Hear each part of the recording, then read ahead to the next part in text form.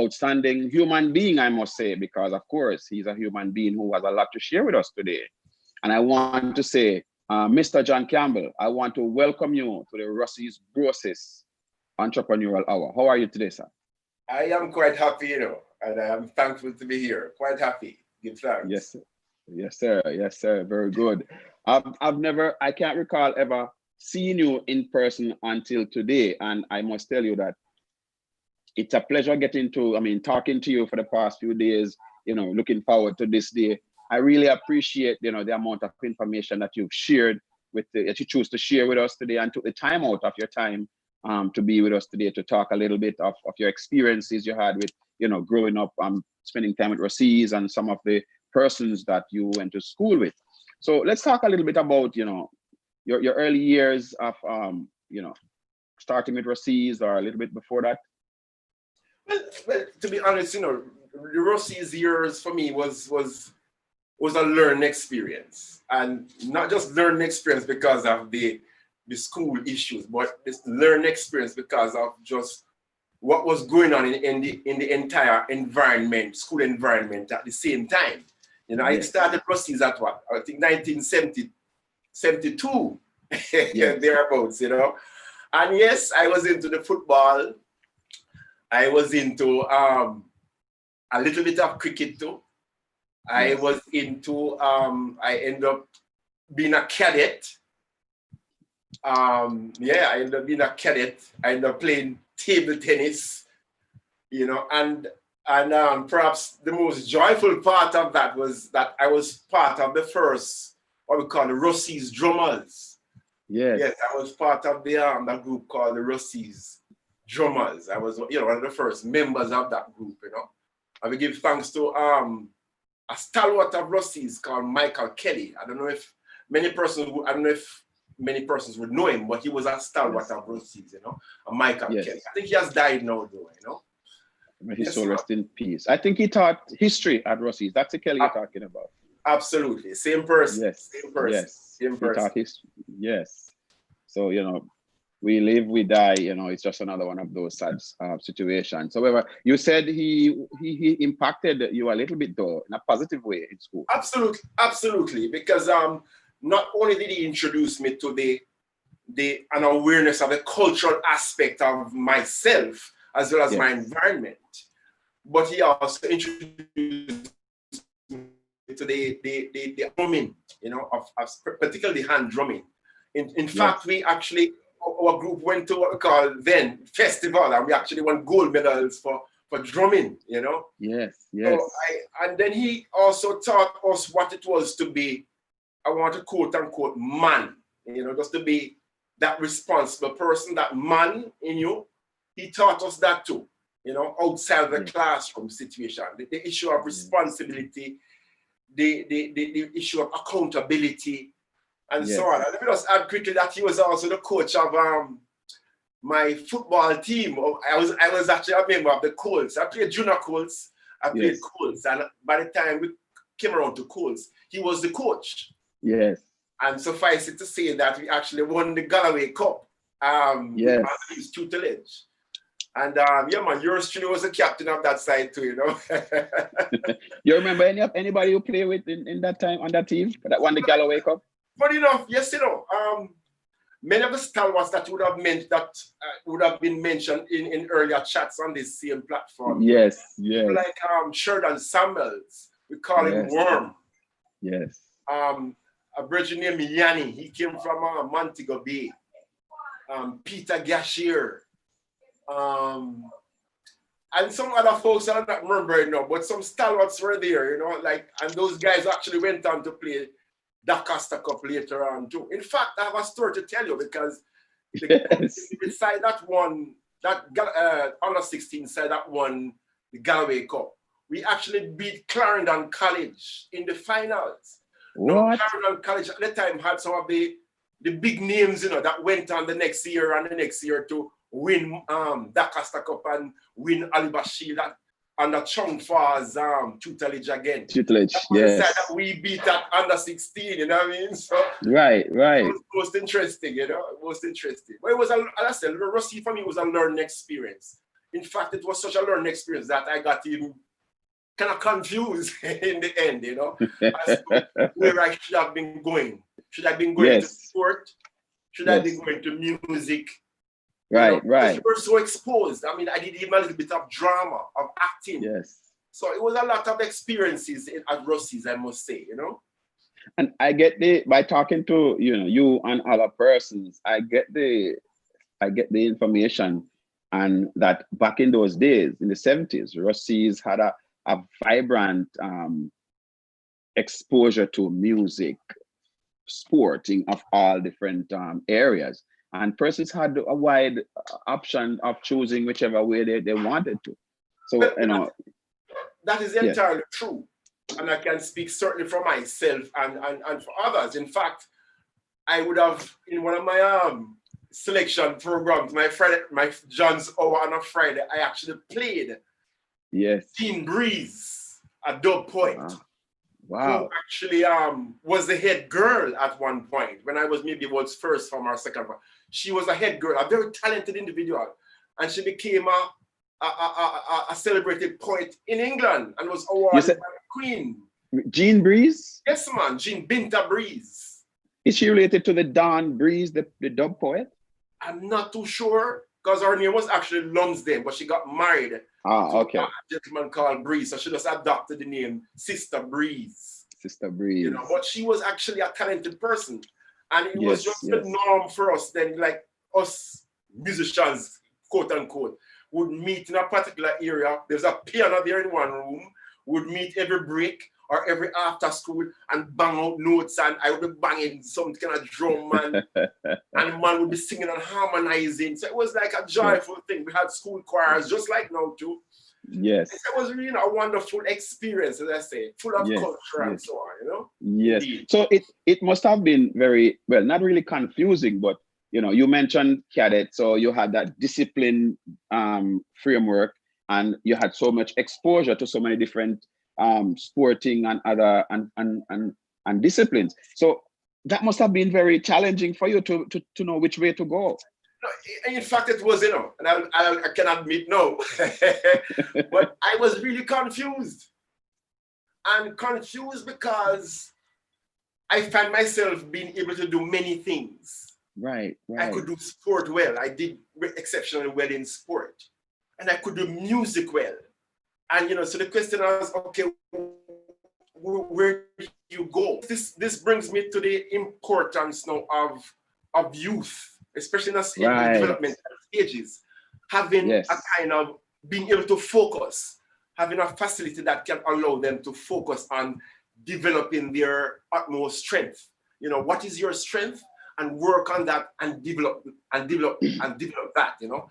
I think back then it was kind of missing. You were exposed to many things, but in terms of getting into it, getting into the options, I don't know if that was actually there. And I want to point out to Ruseas that this is what Ruseas could be doing. Because there are many talented youths down there, you know. Yes. And this is what we could be doing, helping to kind of refocus youth and just develop their best talents so that they can become the best of themselves, you know? Yes. Like, in other words, Ruseas could be like a vehicle to direct persons into those areas, open that channel for them to enter. A facilitator, exactly. Yes. Because if not, what's going to happen is that a lot of kids will fall through the cracks. Yes. You know, I mean, I was lucky. I was just as confused. You probably were. Because I had other systems around me that could have helped me, could usher me into, you know, what would be my strength, you know? And if you can discover your strength and work on that, then the sky, as they say, is the limit, you know? Is the limit. And even though you admit now that you were a bit confused back then, I mean, it was normal. You're a young person, you know, you have so many options.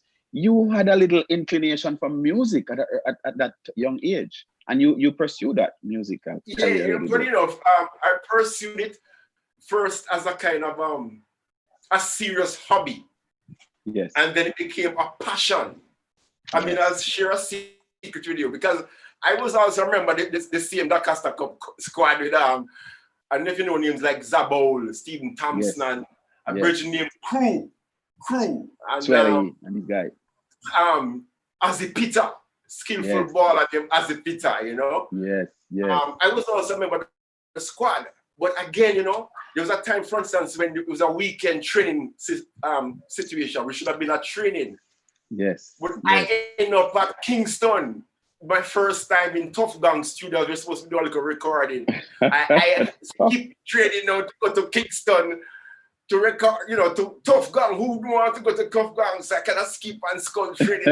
And so, you know, it was all of that, you know, it was all of that. And it was a rich learning experience in any case, you know. But yes, I did some music, and most of the brethren who I did music with, most of them have migrated now. You know, most have migrated and so on. But we still communicate. We actually did a little CD maybe 8 years ago. We tried a CD and, you know, things like that. So it is. It's all history, you know. Yes, because I mean, you still hold on to the music and you still hold on to the football. Like, I mean, many persons try to juggle both, and okay, it appears that you still have that inclination, because at a young age, for you to be able to, I mean, that you must have felt very proud in yourself to know that you're performing in Tough Gang. That's the Tough Gang Studios. Absolutely. Recording a song. I mean, that's why I had to school training. You know, Tough Gang. No, I have to go. You know, so how much better can it get? Yes. Again, it points to the need and the urgency of making sure that we can help you to focus. You know, focus on your energies, focus on your strength and your best, the best part of your talents, and move forward. Or else, you know, you fall. You know, a lot of them fall through the cracks, as has happened during my time, because there were kids who were perhaps even more talented than I was. But again, I want them, you know, I remember this guy, his name was Michael Craig, for instance. He was good in singing, he was good in art, he was good in drama, he was good in all these things. And he ended up eventually on the streets, and he ended up being shot and killed by police later on in his life, right here in Kingston too. And it's simply because his parents, he never had parents, he had uncles and so on. Other things went amiss during his lifetime, you know. But just the need for focus is important, you know. Yes. But even though you had the music, you still wanted to do something towards, you know, football, helping the younger ones. Well, let me not say not just football, but I had an inclination for sport. I really did love sport, and there were clear reason within the environment that I grew up. We had a person, and I think this was mentioned by Coach Henry Emerson Henry early on in our WhatsApp chat. A gentleman by the name of the Reverend Walter. He was a priest, but he was very much involved with sport, and he had established, for instance, a kind of a youth. I shouldn't say a youth club, but a facility where you could learn boxing, you could learn table tennis, you could learn dominoes, you could learn lawn tennis, you could learn volleyball, you could learn netball, you could learn chess, you know, you could learn all these things. Physically and mental. You know, so, you know, I had a passion for sport. And I guess this is what drove me now to eventually shift towards sport. And sport development issues, physical training issues, more so than the music. I still have music, but music now is more like, you know, something in your soul rather than something that you can work in terms of your earning potential now. You know, so I went the way of sport and physical education and physical training and so on. Yes. And I'm glad you mentioned that, because I totally recall that time when Mr. Henry did mention that. There was a time when he was in early years when he had to, you were there with him, supporting him in terms of what? You were a goalkeeper, I believe, or? No, not so much. But I'll tell you the story, because after I left Ruseas, you know, I spent a year just kind of, I say, thawing out, because I didn't know what to do. I really didn't know. And thanks to my beloved cousin, Anthony Marks. He said, why don't you go try, you love kids, you love youth, you love sport, just go try teaching, go try, you know. So I enrolled in GC Foster College. Right. And that, you know, that was just a turning point in my life, you know, because then I was exposed now to the art and science of sport, Yes. more so than just run 2 laps.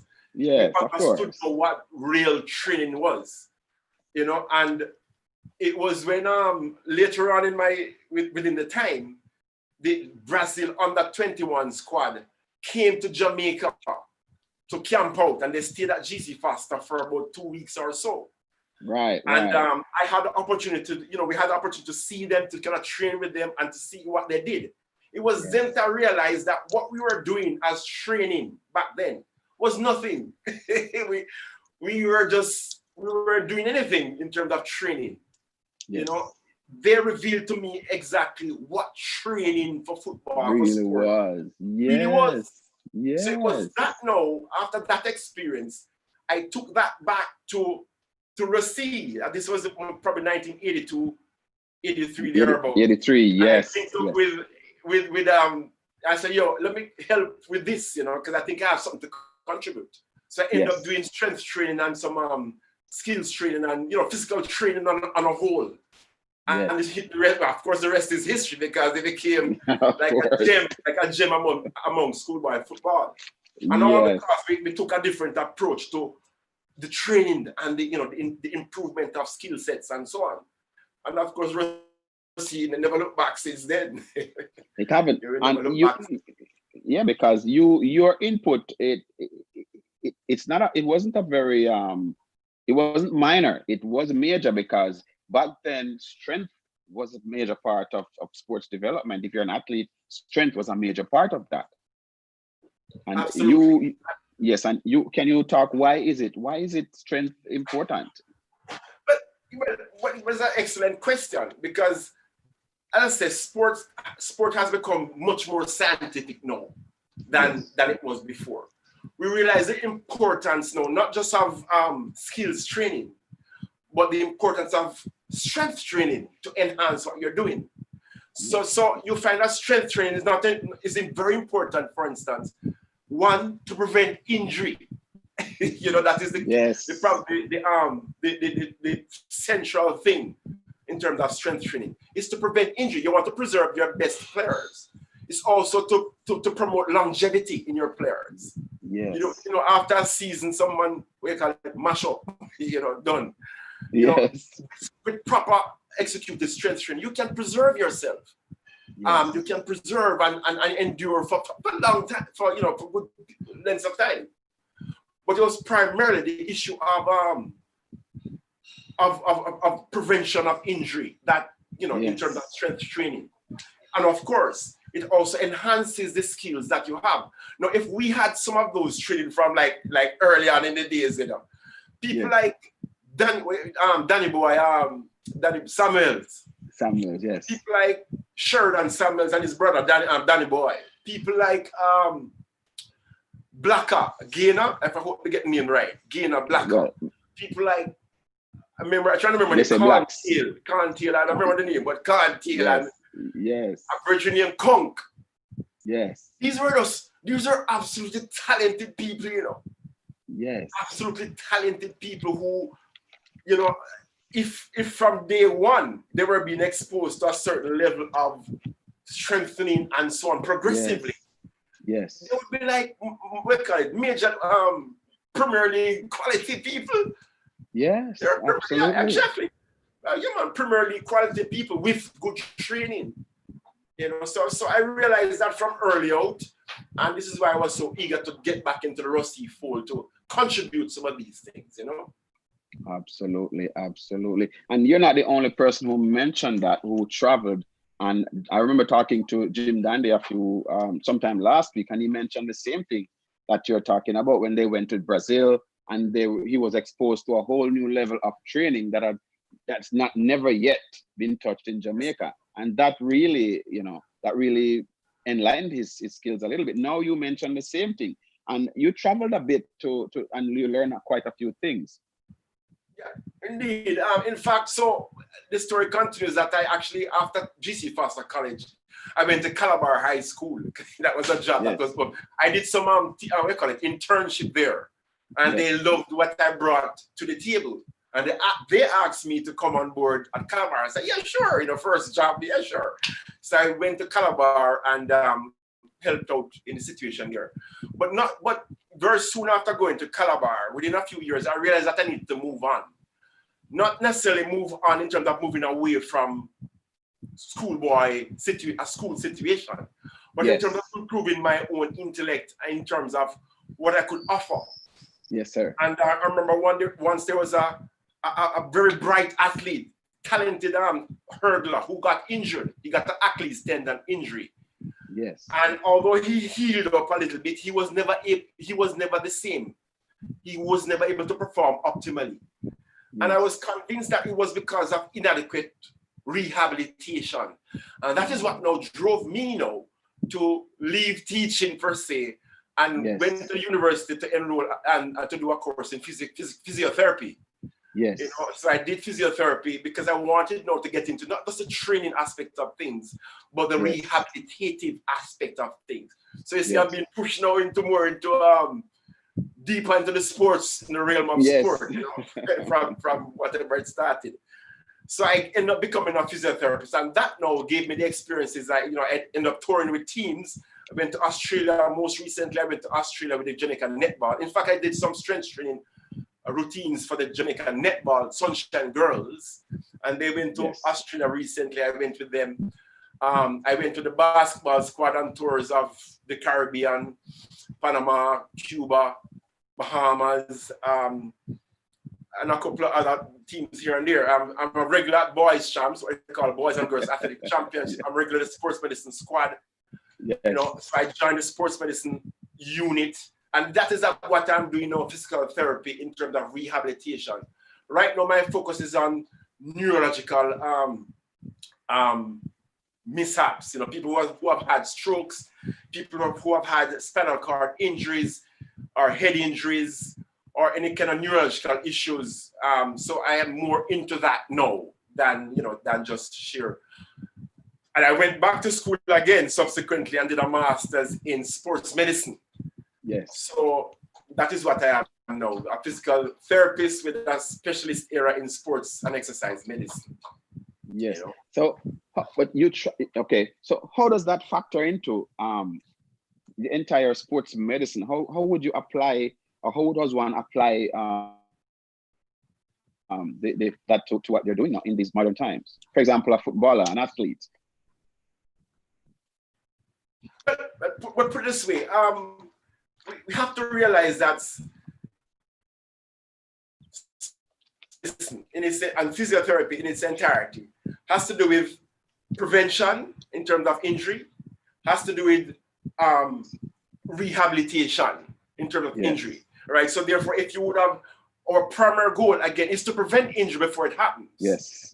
If it should happen, then we have to devise the necessary protocols to make sure that you have been rehabilitated well enough to go back on the field of play. And let me just stick a pin there, because many times, and I'm sure especially back in the older days, somebody would have a sprain in the ankle.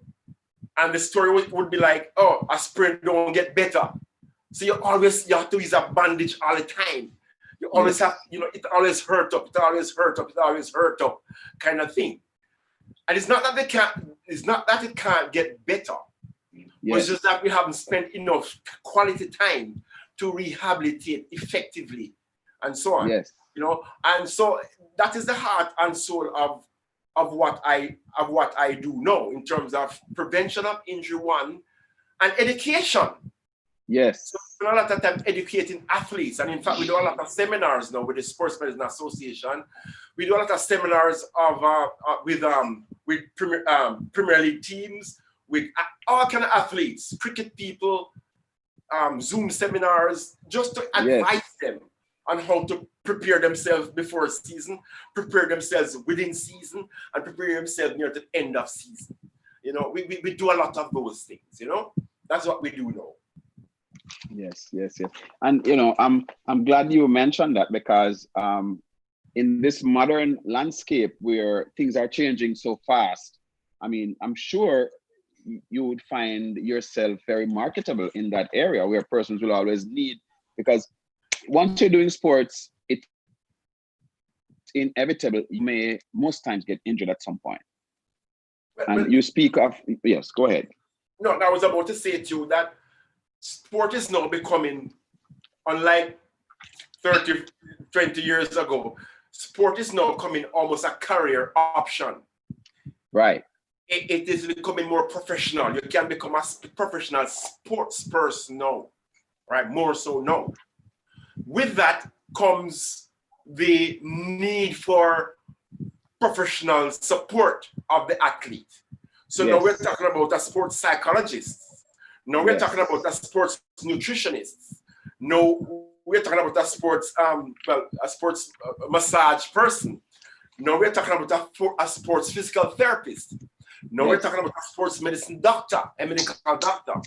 You know, so with all of that new fields being opening up in sports journalism, you know, people are into sports journalism just for sports journalism. So these are all specific career options. So it has become a whole new ball game, literally. Game in terms of how you sports. So there's always now a need. There's even a greater need now for the specialist sports medicine personnel, whosoever you are. You know, and that is becoming, most Premier League teams in Kingston now will have a physiotherapist attached to their team. Most. Yes, of course, it's important. They have the medical money. Of course, they have to pay for it. But it's there. And again, when we can pass this on to the youth in Ruseas now, say, listen, you don't have to. You don't have to go to work go work at bank all the time, you know, or go work. Don't necessarily work for this. These are career options, and this again where BrotherSister can come in and say, hey, you know, these are career options that we can fit into along the way. You know, of course. So that's where we're headed, you know. Well, that is not a bad way to I mean, the way you frame it so eloquently that I can't even it's hard for me to really, I mean, I'm trying to find the right word so I don't mess up your entire thought process where you put it, you know, because what you just explained to me right now and to the viewers is that it is very vital to first, when you get hurt, it is very important, because I've heard many persons talk about, I have said it myself, I've had sprained ankles and I've said, you know what, it's not going to get better. I've said it many times, it's not going to get better. And I would ice it and, you know, use some warm cloth with it, warm rag with it for a little bit. After maybe a month, I don't clear, it will come back. But let me just butt in again, because what we have also, I spoke about education, right, in terms of from a physical sports medicine point of view. And what we have discovered over the years is that sometimes, in all fairness, people, a team or a coach will embark on certain exercises with a team, not knowing that because this kid is 13 years old or 12 years old, that kid ought not to be doing certain exercises at this time. Okay. And what that does is that it provides the should I say, the basis on which long-term injuries can occur. Yes. You know what I'm saying? So that's the wrong training approach. And we see it every year at champs, at boys champs and girls champs, where coaches do certain things, and by the time they come to boys champs, they have hamstring problems, they have lower back problems, they have shoulder problems, and it's simply because of the ill-advised methods that they use to train. You know, in all fact, they're not doing it deliberately because they want to hurt people. Right. Just that's because of a kind of a prevalence of I want to say ignorance, but that kind of sound harsh. But let me say a lack of knowledge in terms of how you train people. Yes. I mean, I don't mean, I'm talking even some of the big schools here too, you know. Yes. That you go down there and watch how they train, you realize that they're doing it wrong. So our job as a sports medicine personnel is to advise and no, you can't be doing this at this point. You are not be doing this exercise. Because if you do that, it sets the stage for other problems to occur later on. Oh, you know, you have seen, for instance, in certain cricketers, they always have pace bowlers, they always have back problems, always have shoulder problems. Why? That's because of things that were either not done or overdone in earlier stages. It's a very interesting thing, you know. Strains and strains come because of not enough information, lack of knowledge, and things like that. Exactly. You know, just the wrong, should I say, the wrong application sometimes of training principles, you know. And before you know it, and this is what you call chronic injury, where you don't feel it today. You don't feel it next week. But as the months roll on and the years roll on, you have chronic wear and tear. You say, why is my shoulder hurting? Not realizing that the injury had started 2-3 years ago. Strange. So these are some of the things that we have, that is, you know, we deal with and try to deal with. Let me add quickly though, that go ahead. in terms of my field and what we're doing now, there's also the issue of overall wellness. Yes. And in terms of wellness of the individual, wellness of you, of your peers, of everybody. And I think, what's his name? The Minister of Health, Tufton, he has embarked on a Jamaica Moves campaign here in Jamaica. And the idea is to get people more physically active. That is also part of our portfolio in terms of educating the masses, in terms of, you know, the need for exercise, in terms to promote wellness and longevity. And we can go into that. We can go into that, you know, as we go along. No, we can, because you mentioned it now. So now that you talk about that, I mean, persons are probably just waiting for you to just keep going to talk about that. Because I was watching a video just yesterday morning, and I saw where they have this persons are starting their own little running clubs now, because it's a part of their wellness. That's what they do. You know, not everybody can go because of the COVID, and the environment is not so, you know, friendly in terms of the, you know, persons are being social distancing and observing government procedures and protocols. Persons are trying to stay fit in no matter what. Right, well, you know, and that's good, great thing. But let me stick a pin here, because and this applies to perhaps persons, you and me, and persons within our peers. Persons used to play ball some time ago. Yes. That you have to be very careful. Although they you know, getting up and going to run and play ball is good, it's best done regularly. In other words, we have people who call weekend warriors, for instance. Yes. They only play ball on Sunday. The rest of the week, they don't do nothing. They just drive to work, sit down and watch TV. They come out to their friend, drink one beer. When Sunday comes, they run and play ball. Yes. Right? That in itself, in and of itself, can be a dangerous situation, especially as your body matures, especially as you get older. You can't do that, you know. But we find that, I'll give a classic example. There was a case where somebody here in Kingston, he didn't know he was hypertension, and high blood pressure. Went to his doctor to get a checkup and say, hey, you're hypertensive, you need to exercise. All right, sure. He goes home, he goes to the sports store, he buy himself new gear and tracksuit and nice things, and he runs to the gym. And, you know, button up tight and runs to the gym and start to exercise. Yes. And then he ends up collapsing in the gym. Wow. And had to be rushed to hospital. Wow. With almost like a stroke, you know? So, so whilst you need to do exercise, it has to be done in a prescribed way, especially when you're older now, you know, when you're over 45, when you're going on to people, it's very important now to be mindful. If you have not been regular, then you're going to have to take it, you know, you can't get up on a weekend and say, yeah, man, I want to get fit now. Yes, it won't happen. No, that is dangerous, you know. So we can speak a lot on these issues, you know. I would love for you to. When you check it out, the main, certainly in Jamaica and in the United States, the main killer of people is not so much COVID-19, you know. Yes. It's diabetes. Yes. And hypertension. Yes. Or high blood pressure. And heart problems. Underlying conditions.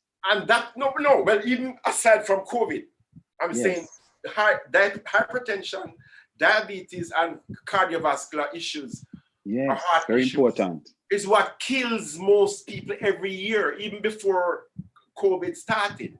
right, Those are right, what we call lifestyle diseases, diseases that occur okay, because of how we live. yes, You know, yes, so you find that yes, as and funnily, as we get more, I want to say more wealthy, as we yes, accrue the wealth and we get more comfortable yes, in life, we tend yes, to leave out a lot of the simpler things that yes, were beneficial to us initially. yes, So we don't yes, drink water anymore. We drink you Pepsi should, Cola. You know, yes, we don't eat yes, callaloo and greens anymore. We eat yes, what do you call it, chips. We eat French chips. fries, Yeah, French fries. Thank you. yes, You know, we don't eat a little stewed chicken or baked chicken. Where we go to Kentucky now. fried chicken, So, right, yes, and that to us, many of us, is a sign of prominence. It's a sign that we are moving up. We can afford to do these things okay, and so on. But that in itself is what contributes now to the state that most of us are in. Because remember, you know, we yes, drive yes, to work, we sit at work whole day, computer. Yeah, we go home, we watch TV, you know, and then yes, and yes, that is the lifestyle that contributes to the onset of the diabetes, yes. of the hypertension, which is what I call high blood pressure, and the Yes. cardiovascular issues, you know. But then again, persons would argue that, they have choices. Persons have worked hard, they have choices, and this is what they choose to do. And, they don't want to be bothered to be doing. Some persons have only one day to do that exercise, like the football you talk about on a Sunday. Some persons don't have the time to do it during the week, and they have just one day. So for these persons who have just that one day, is there any remedy you can suggest during the week that persons do But let me to say help? this to you. Excellent question. But let me say this to you. It is not as hard as we perceive, you know. Yes. You don't have to go to a gym and heave heavy weights, and you don't have to do that. Yes. All it Yes. requires really to maintain, should I say, optimum health Yes. is for persons to engage themselves in physical activity at the very least 4 times a week. And out of those 4 times a week, if you can get in 25 minutes to half an hour of just sustained activity, whether it's on a cycle in your room like so, whether it's walking around the block one time, whether it's, if you want to go in the park, that's your business, sure. Yes. But 25 minutes to half an hour, that's it. Yes. So if you do that 4 times a week, let's say that you're able to do half an hour 4 times, that's 2 hours. Yes, absolutely. And with that, you can maintain good health, good optimum health. But if you're saying to me that people can't do that, then I'm saying to you, then it is indeed a free world. You can make your choices. And this is why, again, Ruseas comes in again, because I'm saying, let us teach our kids from now, the young youth, that, hey, we need you to be here for a long period of time. Yes, so absolutely. Inculcate good habits, not from here. And it's a habit. It's a habit. Like it's as you mentioned. A habit. Yes. You call it the lifestyle disease. So pretty much persons can now choose the lifestyle so they don't pick up those kind of lifestyle diseases in the future. Right. You teach your kids, for instance, look at the simple issue of sugar. Sugar is one of the things leading causes, overconsumption of sugar is one of the leading causes of diabetes. It's linked to the onset of diabetes, right? So I think the American Heart Association would tell you, can Google it. They probably would say to you that most of us, we shouldn't go beyond we call like 9 teaspoons of sugar per day. Yes. Now, when you consider that one can, a 12-ounce can of soda pop, has the equivalent of 8 teaspoons in one can. Can. Man, this is something else. Of 10 ounces. Yes. Right. In 12 ounces. 12 ounces, has right. The equivalent of 8 teaspoons in one can. Wow. So once you have that one can, that's enough in terms of for health purposes, you Right, ought not right. have any more. For the day. Right? But check out the kids. The kids will have one for lunch or one for maybe Yes, breakfast. yes. I don't know. They have a Yes. couple. So by at the end of the day, they probably have 4, maybe 3, 4, 5 servings of soda pop and Yes. fruit juice too Yes. per day. Yes. And this is why there's an obesity issue in America, because we overconsume. Yes. Right? Yes. Teach our kids to drink a little bit more water. Yes. For instance, I can boast now that I don't buy soft drinks in my home for my kids. One Right. is 18, the other is 15, I think. Yeah. We don't buy soft drink, period. Right, right. And they never ask for soft drink. We don't buy Coca-Cola or Pepsi-Cola or ting-a-ling at all. Yes. It's a And they trend do quite thing. well without that. Yes, You know, I will make my yes. own lemonade where I can control the quantity of sugar. We have mango trees in the back where I blend that with ginger and add my own quantity of sugar if needs be. Yes, if And needs that's be. it. Yes, So they don't do yes. that. They don't have no problem with that. So again, it's about how you inculcate these habits. You Yes. check it out, you know. Yes. One So cannot as you do said, that. so it's really the lifestyles that really causing Absolutely. persons to be sick. Right. Absolutely. So persons are working. Yes. Yeah, I was about to say, and we know that the dangers, the situation that arises when you are diagnosed as a diabetic.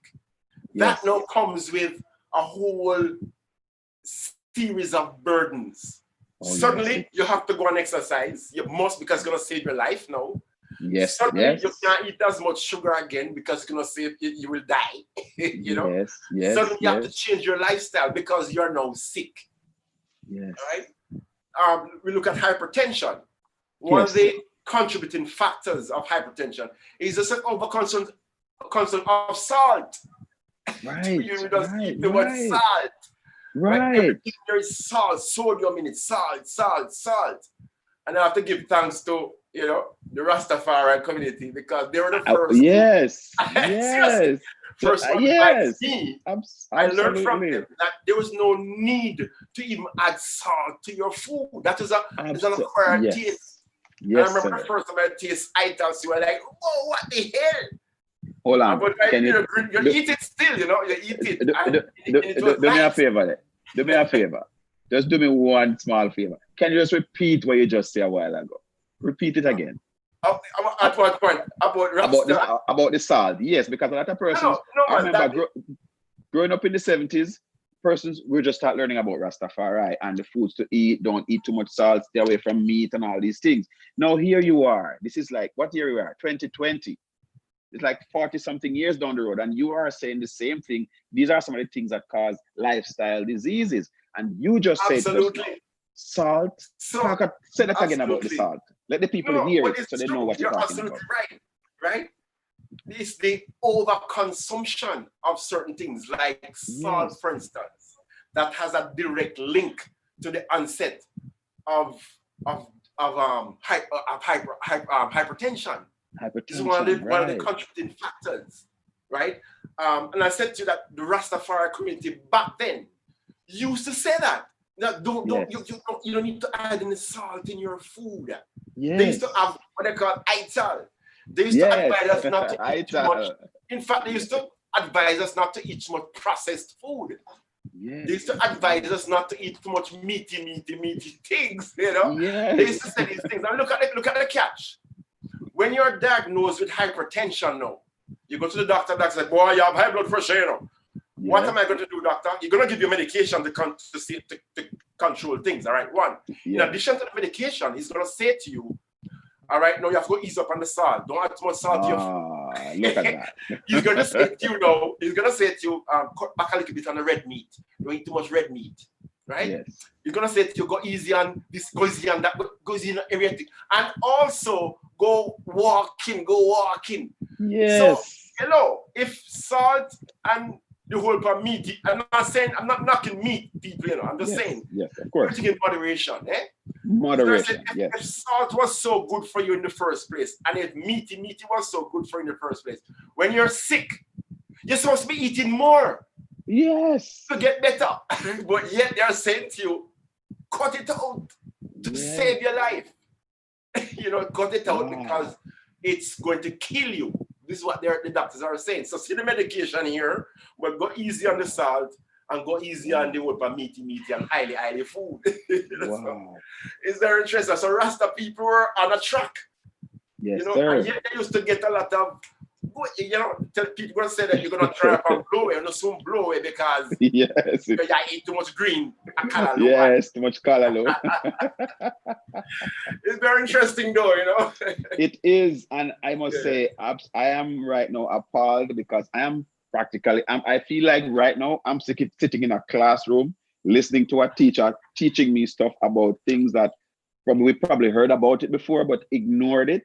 But now it make a full circle and it's here again, presently in our face that you are saying it live and living colors. You study it to the scientific level where you are able to say that, listen, this is what it is, and this is what is causing a lot of these people to get sick, a lot of us to get sick. And you know, I don't want to stop you from saying it. Tell us some more that we need to know because it's very interesting. Well, as you mentioned that, because I was about to say to you that I had mentioned earlier that especially as you get older, as you get more mature, you have to be a little bit more mindful of how you engage in exercise. And Yeah. what I'm saying here, you can Google these things. People can Google these things just to edify their own selves. But what we are finding out now scientifically is that given whatever age you are, there's a certain amount of or a certain level in terms of what your heart rate should be as you Yes. train if you want to achieve optimum benefits. In other words, they Yes. call it a target heart rate zone, Yes. right? And you I think can they call it the atomic something like that, no, or no, nuclear stress test. no, that's a test. Okay. But I'm saying in Okay. terms of when you exercise, you ought to exercise within a certain intensity. In other words, you Yes. shouldn't exercise too hard or Yes. too soft. You follow? Yes. And I'm saying this now, not, I mean, when you're 15 and 16, you can get away with anything. Yes, But when you sir. start to get in the 40s, 45s, and going Yes. up, it's important, especially if you have not been regular, to Yes. be mindful of the intensity of your exercise. And people can Yes. Google Carvonen method where they tell you what your heart rate should be as you Yes. exercise. So if you're gonna walk on a treadmill or cycle, your heart rate should be within what they call a certain zone, depending Yes. on what your age is. The thing is Yes. that if you train too heavy, too hard, too intense, that can incur challenges in terms of, it can be a little Yes. dangerous. And So if does you, that if you don't, sorry, go ahead. does that depend on whether you're a male or a female, or if you're physically able to do it or you're not physically able, like a person who exercises often, who does not exercise often? How would it fit? Regardless, yeah, Okay. regardless, whether you're Okay. male or female, it's age related, right? And Yes. I can just tell you from now, it's like there is a formula, right? That tell you 220 minus your age, whatever your age is, Yes. times the percentage that you want to work. And you can Google these things. The Yes. times the percentage that you want to work. The ideal is to work within what they call 60 to 80% of your maximum heart rate, Yes. MHR. Yeah, as you can Google these things. Just look heart rate Yes. intensity and exercise, Yes. and all that will come Yes. to you, right? And it's easy. Yes. This is Yes. not, but this is backed by science. You Yes. really have to guess it no more. They have done the work for us. It's backed by science. And all I'm saying is that, if you're going to engage in exercise, just observe these things. Another way that they tell you to do it is that if you're going out for a walk, you're just going to start, you're going out for a walk. If you can't converse with your persons, like a person's walking with you, if you can't Yes. converse with them like you're short of breath, you're working too hard, that can be dangerous, really. Yes. Right? Yes. And you have a thing what you call sudden death syndrome, where Wow. you seem to be fine, you're all right, but you go out to exercise, you're 50 years old or 45 years old, you go to exercise, and you cannot push, you want to get it, and you're pushing it, And it Yes. can be dangerous. So all I'm saying is, Yes. whilst you encourage it, it has to be done safely. So we encourage Yes. persons to check out what you call your target heart rate zone. You can Google these things. It's right Yes. there, Yes. You know, I am so happy that you came here today, because a lot of the things that I wanted to talk to you about, I totally changed that, because what you're saying now is more important than what we were going to talk about. However, just to take a little look, because since we're running out of time a little bit, I want to talk about that. When you met Diggy, how does it impact you? Because I know you worked with him a little bit of time. Can you talk a little bit of the experience you spent with him? Let me even back up before that, because during my formative years, funny enough, during my formative years, it was people like our role models and people that we look up to were people like, were people like Diggy. Yes. People like Colin Miller. Yes. People like Gordon Bailey, who was a friend. They're all friends, Yes. People like Richie Collins. Yes. And some of these other stalwarts who were in the community at the time. And I will share with you that Diggy was a top class footballer still, Of course. He was a big time footballer. So we used to, as kids, we used to watch them guys play. I said, yeah, we want to play like that, But Yes. I want to expand though and say to you that we eventually, after we left Ruseas and so on, we actually established our own football club with all just pure youth. Because there was a big side named Negos, there was one named Avengers. This is in Lucy now. Avengers, all them big sides. And we say, you know what? We want our own side. And we use people like Samuels, Danny Boy, and Worm, Sheridan Samuels, and the Reed, Vernon Reed, Dewey Reed, Paddy, a brother named Paddy Reed. We use all those persons, myself included, and other persons to form this youth club and footballers. And guess who was at the helm of that too? Mr. Miller. Yes. Mr. Miller was there as a kind of stalwart, but he was in the background. He didn't boss us around or anything. He allowed us to evolve as youth. Yes. To manage ourselves. We did our own fundraising. We did all these things. But he was just there in the background, making sure that we stay within the guidelines. Right. Yes. Diggy, the experience with Diggy was amazing, I am so happy that it was just, these guys were stalwarts, Even to this day. And you traveled globally. You spent a decade, of course. You talk about a decade in Guyana. You worked a little bit with CARICOM, and but you're still here locally. Because I have a passion for youth development, and I probably should mention that. I have a passion for youth development. I like youth. I like to see youth evolve and unfold. Yes. And at the CARICOM Secretariat in Ghana, I worked as the Deputy Program Manager for Sport and Development.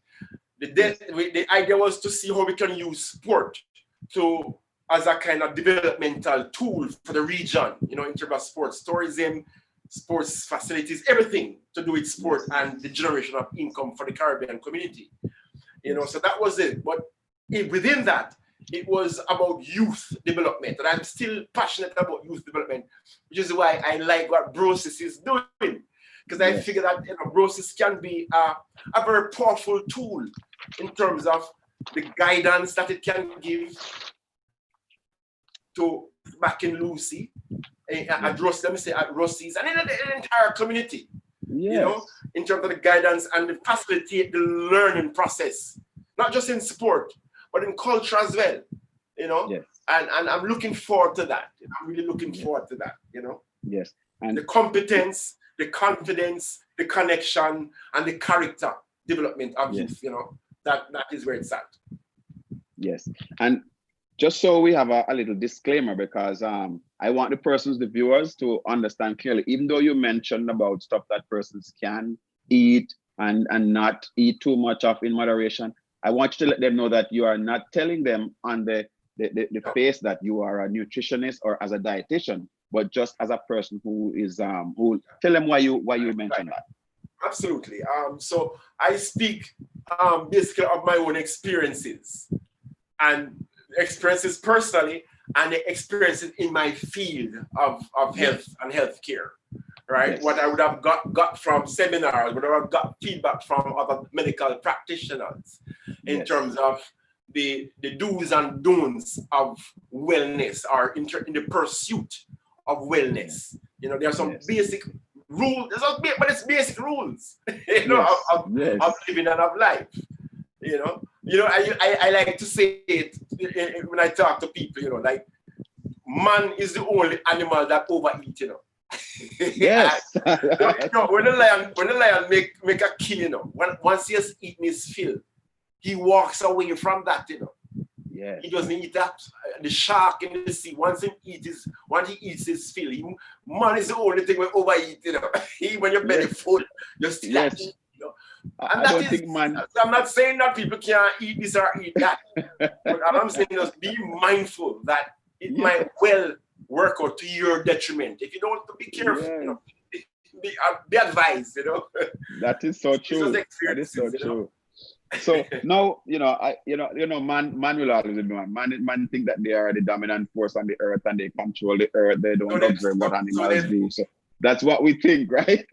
So it's good that you say, yes, of course. So it's good that you take a time out to talk about these things, because this, what we talk about now, is very, very vital, very important. You are advisors to many. You could be an advisor to many persons. I can't even imagine what capacity you would not be able to advise persons, because listening to you now, it's like reading an encyclopedia, because everything you speak out of your mouth right now is factual and truthful. I'm not comparing you to a godlike figure, but what you're saying is very true. But at the same time, you know, looking on you're in youth development, so we're focusing on, say, let's say Ruseas younger students.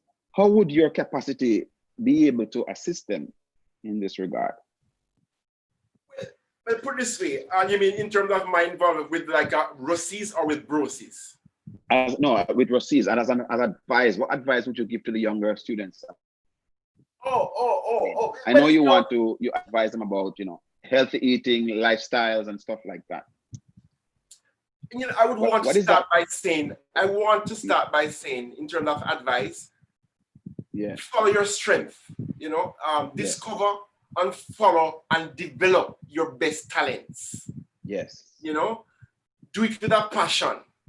You know, at the same time, learn the basic rudiments of life. You know, be receptive to that. Issues to do with developing respect. Issues to do with developing tolerance. Issues to do with developing competence. Issues to do with developing confidence. Issues to do with developing character. Issues to do with developing connections, as is the case with Brosies, right? Connections with as is Brosies right now. Yes. That's why I'm so fascinated with what's happening with Brosies. The amazing connections that can make a significant difference later on.